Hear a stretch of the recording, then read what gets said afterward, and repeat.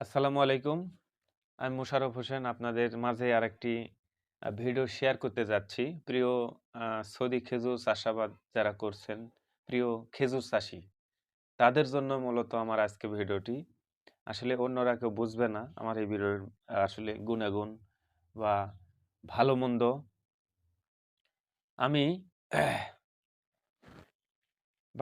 বাংলাদেশে দেখেছি যে সৌদি খেজুর চাষাবাদ হচ্ছে। তার জন্য আমি সৌদি খেজুর চাষাবাদ শুরু করি। কিন্তু যেকোনো কারণবশত আমি ১ম ধাপে ব্যর্থ হয়েছি, ২য় ধাপে ব্যর্থ হয়েছি। কিন্তু ৩য় ধাপে এসে আমি টিস্যু কালচার বাগান করেছি।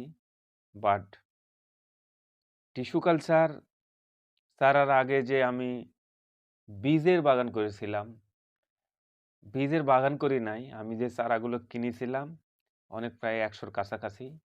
সেই চারাগুলো সবটাই পুরুষ হয়ে যায়। এর কারণ একটাই, সেটা তারা কিন্তু যারা পুরাতন চাষীরা আছে তারা জানতো যে কোনটা ছেলে হওয়ার সম্ভাবনা আছে, কোনটা মেয়ে হওয়ার সম্ভাবনা আছে। তো উনারা আমাকে ঠকানোর উদ্দেশ্য করেই কিন্তু আমাক সেই গাছগুলো স্পেশালভাবে কিন্তু ৬২ টা গাছ আমাকে দিয়েছিল।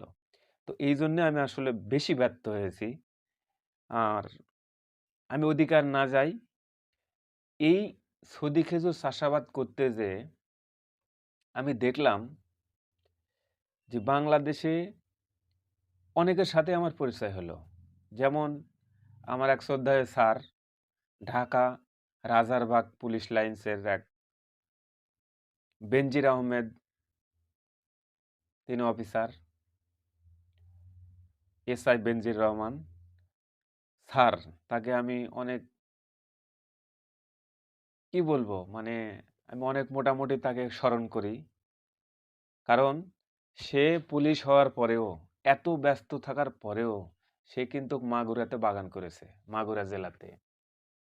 তিনিও একজন সফল চাষী। এমনকি আপনারা দেখতে পাবেন যে ঢাকাতে হয়তোবা পুলিশ লাইনসের ভেতরেই উনি গাছ রোপণ করেছে। সেখানেও কিন্তু মাশাআল্লাহ খেজুর আসতেছে ২ বছর ধরে। তো যাই হোক, এই স্যার আমাকে বলেছিলেন যে, "মোশাররফ ভাই তুমি দেখো তো হেলালি জাত সংগ্রহ করা যায় কিনা?" হেলালি। তো আসলে হেলালি জাত আমাদের বাংলাদেশে যারা আমরা খেজুর উৎপাদন করতেছি, চাষাবাদ করতেছি, মানে একেকজন একেক এলাকা থেকে মানে প্রচলন। যারা দুবাই থেকে নিয়ে আসছে তারা দুবাইয়ে এক ধরনের জাত সেখানে পপুলার। বা যারা কুয়েত থেকে আসছে তাদের কাছে আরেকটা জাত। বা যারা মদিনার থেকে আসছে, যারা মক্কার থেকে আসছে, মানে আলাদা, আলাদা এলাকার আলাদা, আলাদা একটা করে খেজুরের জাত রয়েছে। কিন্তু আমি যতটুকু ঘুরলাম, আমি যদি টিস্যু কালচার চারা যেমন দেখবেন অতুল লিমিটেডে কিন্তু এখন ৩ প্রকারের চারা রয়েছে। ঠিক আছে? এখন রয়েছে বারহি, মেডজুল আর পাশাপাশি আরেকটা কি যেন? এই ৩ টার বারে কিন্তু এখন বর্তমান নেই। ২৪ সাল পড়ার পরের কথা আমি বলতেছি। নতুনভাবে যোগাযোগ করলে। তারপরে আমাকে যেগুলো দেওয়া হয়, সৌদি লাইন থেকে, এটা হচ্ছে আজোয়া, মরিয়ম, আনবারা, কুদ্দি, সাফওয়া। কিন্তু তাহলে কি অন্যান্য যে খেজুরগুলো আমরা চাষাবাদ করতে পারবো না? আমি তো টিস্যু কালচার ম্যানেজ করতে পারতেছি না। আমি বাংলাদেশে যারা খেজুর চাষাবাদ করতেছে তাদের কাছ থেকে ছাকারও যদি আমি কিনি, আমি তো আমার মনের মতো ভালো জাতের পাচ্ছি না। তখন কি করব? যেমন আমি আবারও ঘুরে আসি পুলিশ লাইনস, সেই রাজারবাগ পুলিশ লাইনসের সেই সম্মানিত বেনজির রহমান স্যার, তিনি কিন্তু আমাকে বলছিল যে, "তুমি দেখো ভাই, তুমি চেষ্টা করো যে টিস্যু কালচার হেলালি জাতের খেজুর আনা যায় কিনা।" ঠিক আছে? আমি বললাম, "হেলালি জাত?" তো বলছে যে, আমি ২ টা ৩ টা খেজুর খেয়ে আমি উন্মাদ হয়ে গেছি, পাগল হয়ে গেছি। এত ভালো খেজুর, এত মিষ্টি খেজুর আমার জীবন দশাতে আর দেখিনি। এটা আমার কথা না, এটা হচ্ছে বেনজির স্যারের কথা। ঠিক আছে? তো আসলে সেখান থেকে আমার কিন্তু অনেক একটা অ্যা মাথায় কাজ করতো। আমি খেজুর চাষাবাদ করতে গেলে সবসময় ওই বেনজির স্যারের ওই কথাটা আমার মাথার মধ্যে থাকতো।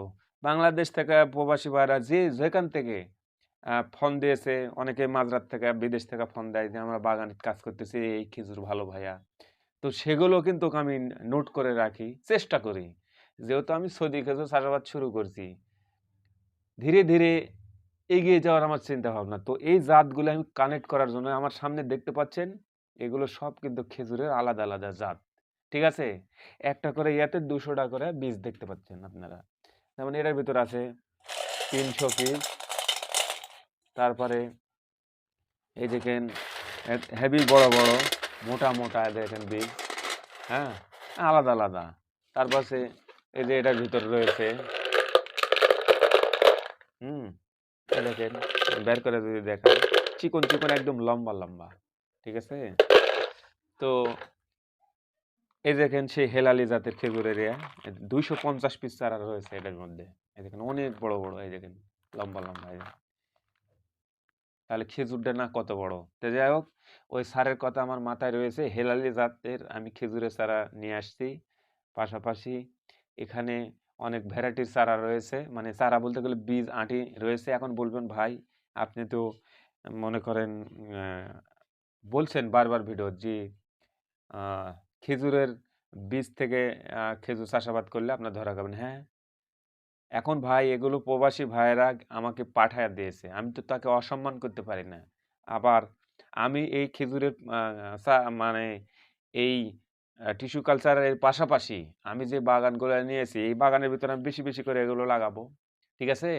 আজ না হোক ৫ টা বছর পরে হলেও তো আমি এই আমার কাছে দেখতে পাচ্ছেন এখানে আ ১০,০০০ বীজ রয়েছে।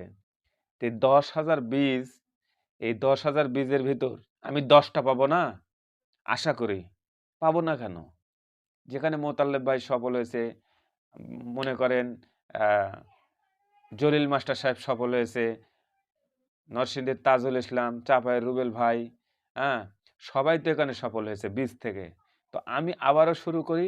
শুরু করা বলতে গেলে আপনারা মাইল্ড নেবেন না, এগুলো কিন্তু চারা কিন্তু আমি আপনাদের মাঝে বিক্রয় করার জন্য বা ঠকানোর জন্য এই উদ্দেশ্যে কিন্তু এখানে এই দোকান মেলাইনি।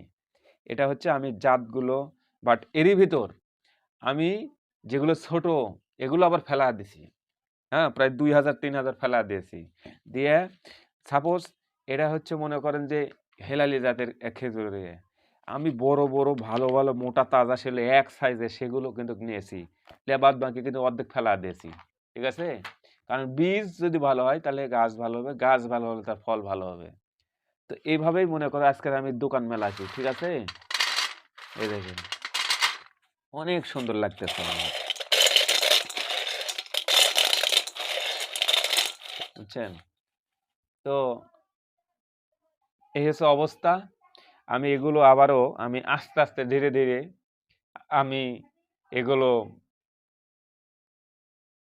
ফুটাবো আরকি। এই চারাগুলো ফুটে আবারও জমিনে দিব। তবে এগুলো জাতের জন্য আমি জাত কানেক্ট করেছি। আমি বিদেশে বলছি আমাকে হেলালি গাছের খেজুর পাওয়া যায় কিনা জাতের। তো অনেক খোঁজাখুঁজি করে একটা সৌদি আরব কি যেন একটা জেলা, অনেক গ্রামের মধ্যে। সেই এলাকায় কিন্তু প্রচলন আছে এই হেলালি খেজুর এবং অনেক দাম এবং এগুলো কোম্পানি সরাসরি বেহার করে। ওই বাগানত কাঁচাই কিনে নেয় ওরা।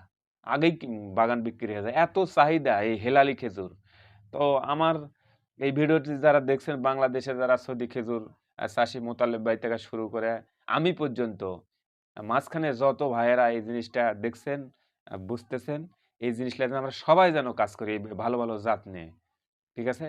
আর সব জাত কিন্তু আমাদের বাংলাদেশে পপুলার না। কারণ বাংলাদেশে যখন খেজুরটা পুক্ত হবে, ওই সময় কিন্তু মানে খেজুর যখন পাকবে ওই সময় কিন্তু আমাদের বর্ষণ বৃষ্টি কিন্তু আসে। সেক্ষেত্রে বুঝে শুনে আপনারা খেজুর চাষাবাদ করবেন। আর এই যে হেলালি জাত আমাকে বেনজির স্যার ভালো বলেছেন। আমি স্যারকে অসংখ্য ধন্যবাদ আমাকে বলার জন্য। আমি কিন্তু এই খেজুরের জাত আমি কানেক্ট করেছি। বেনজির স্যার আপনি আমার ভিডিও দেখলে দেখতে পারেন। আমিও কিন্তু আপনার ১০০ টা বীজ আমি আপনাকে দিয়ে দিব। ঠিক আছে? যদি আপনি আমার ভিডিওটি দেখে থাকেন। ঠিক আছে? তো এই ছিল আজকের এই ভিডিও। আসলে এগুলো আজকে শেয়ার করা। আমি যদি এগুলো শেয়ার না করি, আমি সবসময় আপনার শেয়ার করি। হ্যাঁ? শেয়ার করলে আপনার হয়তো ভালো লাগবে। কাউকে হয়তো খারাপও লাগবে। কিন্তু আসলে এগুলো কি করব, কিভাবে কি করব আপনারাও কমেন্টে লিখে আমাকে পরামর্শ দিবেন। যারা এগুলো চাষাবাদের সাথে জড়িত রয়েছেন। অনেকে বলেন যে বীজ বীজ থেকে দেখেই এই বীজ দেখেই হয়তোবা স্ত্রী পুরুষ নির্ণয় করতে পারেন। আমি এটা বিশ্বাস না করলেও অনেকে আছে এরকম। থাকতে পারেন। মানুষ তো সবই পারে ভাই। আমি কিছু না পারি, আপনি তো পারতে পারেন। তো যাই হোক, এই ছিল আজকের ভিডিও। আপনারা ভালো থাকবেন, সুস্থ থাকবেন। আমাদের জন্য দোয়া রাখবেন। আল্লাহ হাফেজ।